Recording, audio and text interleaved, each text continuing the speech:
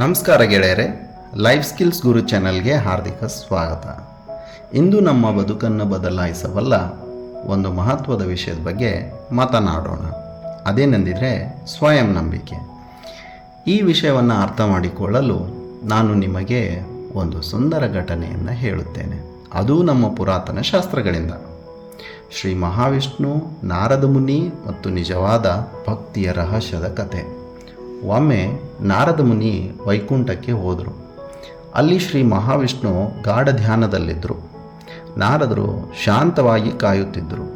ಪ್ರಭು ಕಣ್ಣು ತೆರೆಯುತ್ತಿದ್ದಂತೆ ನಾರದರು ಕೇಳಿದರು, ಪ್ರಭು, ನೀವೇ ಸಮಸ್ತ ಬ್ರಹ್ಮಾಂಡದ ಪಾಲಕ, ಆದರೂ ನೀವು ಧ್ಯಾನ ಮಾಡುತ್ತಿದ್ದೀರಿ, ಏನನ್ನು ಧ್ಯಾನಿಸುತ್ತಿದ್ದೀರಿ? ಶ್ರೀ ಮಹಾವಿಷ್ಣು ಮುಗುಳ್ನಗುತ್ತಾ ಉತ್ತರಿಸಿದರು, ನಾನು ನನ್ನ ಮಹಾನ್ ಭಕ್ತರ ಬಗ್ಗೆ ಧ್ಯಾನಿಸುತ್ತಿದ್ದೇನೆ. ನಾರದರು ಆಶ್ಚರ್ಯದಿಂದ ಕೇಳಿದರು, ಪ್ರಭು, ಯಾರು ಆ ಮಹಾನ್ ಭಕ್ತರು? ದಯವಿಟ್ಟು ನನಗೂ ತಿಳಿಸಿ. ಅಂದಾಗ ಮಹಾವಿಷ್ಣು ಹೇಳಿದರು, ಅದನ್ನು ತಿಳಿಯಲು ನೀನು ಭೂಲೋಕಕ್ಕೆ ಹೋಗು. ನೀನು ಯಾರನ್ನು ನನ್ನ ಭಕ್ತರೆಂದು ಭಾವಿಸುತ್ತೀಯೋ ಅವರನ್ನು ಭೇಟಿಯಾಗು. ಅವರಿಗೆ ಹೇಳು, ನಾನು ವೈಕುಂಠದಿಂದ ಬಂದಿದ್ದೇನೆ. ಅಲ್ಲಿ ಶ್ರೀ ಮಹಾವಿಷ್ಣು ಒಂದು ಆನೆಗೆ ಸೂಜಿಯ ಕಣ್ಣಿನೊಳಗೆ ಸೇರಿಸಲು ಯತ್ನಿಸುತ್ತಿದ್ದರು ಎಂದು ಹೇಳು. ಅವರ ಪ್ರತಿಕ್ರಿಯೆಯನ್ನು ನೋಡು, ಆಗ ನಿನಗೆ ಉತ್ತರ ಸಿಗುತ್ತದೆ ಎಂದು ಹೇಳಿದರು. ನಾರದರು ಮೊದಲಿಗೆ ಒಬ್ಬ ವಿದ್ಯಾವಂತ ಭಕ್ತನ ಬಳಿಗೆ ಹೋದರು. ಅಲ್ಲಿ ಆತನು ದಿನವಿಡೀ ಪೂಜೆ, ಜಪ, ಮಂತ್ರಗಳಲ್ಲಿ ತೊಡಗಿಕೊಂಡಿದ್ದ.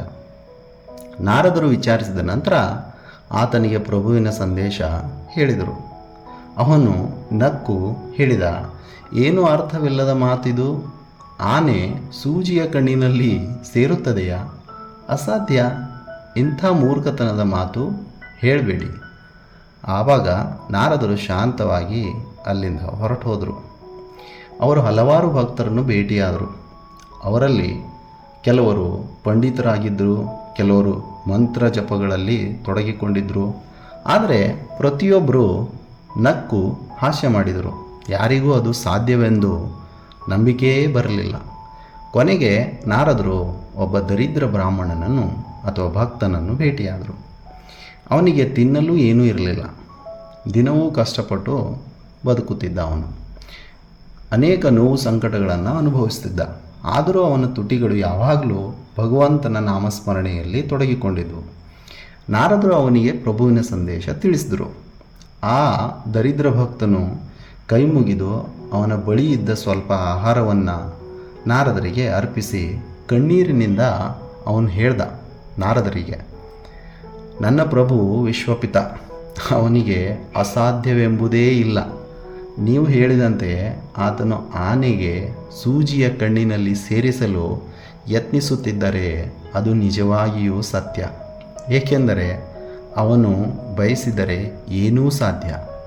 ಅಲ್ಲಿ ನಾರದರಿಗೆ ಅರಿವಾಯಿತು, ನಿಜವಾದ ಭಕ್ತಿ ಎಂದರೆ ಮಂತ್ರಗಳ ಪ್ರಮಾಣವಲ್ಲ, ಶಾಸ್ತ್ರಜ್ಞಾನವಲ್ಲ, ಅದು ಅಚಲ ಭಗವಂತನಲ್ಲಿ ನಂಬಿಕೆ. ಜಗತ್ತೇ ನಗಲಿ, ಜೀವನವೇ ಪರೀಕ್ಷಿಸಲಿ, ಎಲ್ಲವೂ ಅಸಾಧ್ಯವೆಂದು ತೋರಿಸಲಿ, ಆದರೂ ನಾವು ಭಗವಂತನನ್ನು ನಂಬುವುದು ಅದೇ ನಿಜವಾದ ಭಕ್ತಿ. ಭಗವಂತನಲ್ಲಿ ನಂಬಿಕೆ ಇಟ್ಟಾಗ ನಮಗೆ ನಮ್ಮಲ್ಲಿ ನಂಬಿಕೆ ಬರುವುದು. ಏಕೆಂದರೆ ಸ್ವಯಂ ಆ ಭಗವಂತನೇ ನಮ್ಮ ಹೃದಯದಲ್ಲಿ ವಾಸಿಸುತ್ತಿದ್ದಾನೆ. ಇತಿಹಾಸದ ಅನೇಕ ಸಾಕ್ಷಿಗಳು ಇದೇ ಹೇಳುತ್ತವೆ. ಉದಾಹರಣೆಗೆ, ಥಾಮಸ್ ಎಡಿಸನ್ ಸಾವಿರಾರು ಬಾರಿ ವಿಫಲರಾದರು. ವಿದ್ಯುತ್ ದೀಪವನ್ನು ಸೃಷ್ಟಿಸುವ ಕನಸು ಬಿಟ್ಟಿಲ್ಲ. ಜನರು ಅವನನ್ನು ಹಾಸ್ಯ ಮಾಡಿದರು, ಆದರೆ ಅವನ ನಂಬಿಕೆ ಇಂದು ಜಗತ್ತನ್ನು ಬೆಳಗುತ್ತಿದೆ. ವಾಲ್ಟ್ ಡಿಸ್ನಿ ಒಮ್ಮೆ ಕಲ್ಪನೆ ಇಲ್ಲದವನು ಎಂದು ತಿರಸ್ಕಾರಕ್ಕೊಳಗಾದ. ಆದರೆ ಇಂದಿನ ಪೀಳಿಗೆಯೆಲ್ಲ ಕಾರ್ಟೂನ್ಗಳನ್ನು ನೋಡ್ತಾ ಅವನ ಕನಸುಗಳಲ್ಲಿ ಬದುಕುತ್ತಿದೆ. ನಮ್ಮ ಸ್ವಾಮಿ ವಿವೇಕಾನಂದರು ಶಿಕಾಗೋದಲ್ಲಿ ಜಗತ್ತಿನ ಮುಂದೆ ನಿಂತು ಸ್ವಲ್ಪ ಸಮಯದಲ್ಲಿ ಲಕ್ಷಾಂತರ ಹೃದಯಗಳನ್ನು ಗೆದ್ದು ಅವರ ಅಚಲ ನಂಬಿಕೆಯೇ ಅವರಿಗೆ ಶಕ್ತಿ ನೀಡಿತು.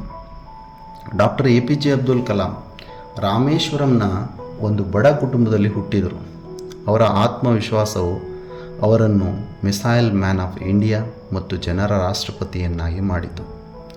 ಮಹಾತ್ಮ ಗಾಂಧಿ ಒಂದು ದುರ್ಬಲ ದೇಹ, ಯಾವುದೇ ಶಸ್ತ್ರಾಸ್ತ್ರವಿಲ್ಲದೆ ಕೇವಲ ಸತ್ಯ ಮತ್ತು ಅಹಿಂಸೆಯ ನಂಬಿಕೆಯಿಂದ ಬ್ರಿಟಿಷರ ವಿರುದ್ಧ ಭಾರತವನ್ನು ಎಬ್ಬಿಸಿದರು. ಇವೆಲ್ಲ ಏನು ಹೇಳುತ್ತೆ? ಜಗತ್ತು ಮೊದಲು ನಿಮಗೆ ಹುಚ್ಚ ಎಂದು ಕರೆಯಬಹುದು, ಆದರೆ ನಿಮ್ಮ ನಂಬಿಕೆ ಗಟ್ಟಿಯಾಗಿದ್ದರೆ ಅದೇ ಜಗತ್ತು ನಂತರ ನಿಮಗೆ ಮಹಾನ್, ಪ್ರತಿಭಾವಂತ, ಪ್ರೇರಕ ಎಂದು ಕರೆಯುತ್ತದೆ. ಹೀಗಾಗಿ ಸ್ನೇಹಿತರೆ, ನೆನಪಿರಲಿ, ಬದುಕಿನಲ್ಲಿ ಅದ್ಭುತಗಳನ್ನು ಮಾಡಲು, ಅಸಾಧ್ಯವೆನಿಸುವುದನ್ನು ಸಾಧಿಸಲು ಮೊದಲ ಹೆಜ್ಜೆ ನಂಬಿಕೆ. ಜಗತ್ತು ನಿನ್ನನ್ನು ನಗಲಿ, ತಿರಸ್ಕರಿಸಲಿ, ನೀನು ನಂಬಿಕೆಯನ್ನು ಹಿಡಿದಿಟ್ಟುಕೊಂಡರೆ ಸಾಕು. ಏಕೆಂದರೆ ಜಗತ್ತು ನಿನಗೆ ನೀನು ಹುಚ್ಚ ಎಂದು ಕರೆದಾಗ ಬಹುಶಃ ನೀನು ಸರಿಯಾದ ದಾರಿಗೆ ನಡೆಯುತ್ತಿದ್ದಿ ಎಂದು ಅರ್ಥ. ದೇವರಲ್ಲಿ ನಂಬಿಕೆ ಇಡು, ನಿನ್ನಲ್ಲಿ ನಂಬಿಕೆ ಇಡು, ಅದೇ ಅದ್ಭುತಗಳ ಆರಂಭ ಎಂದು ಹೇಳುತ್ತಾ ಇವತ್ತಿನ ವಿಡಿಯೋ ಇಲ್ಲಿಗೆ ಮುಗಿಸುತ್ತೇನೆ. ಮತ್ತೆ ಮುಂದಿನ ವಿಡಿಯೋನಲ್ಲಿ ಭೇಟಿಯಾಗೋಣ ಗೆಳೆಯರೇ. ನಮಸ್ಕಾರ.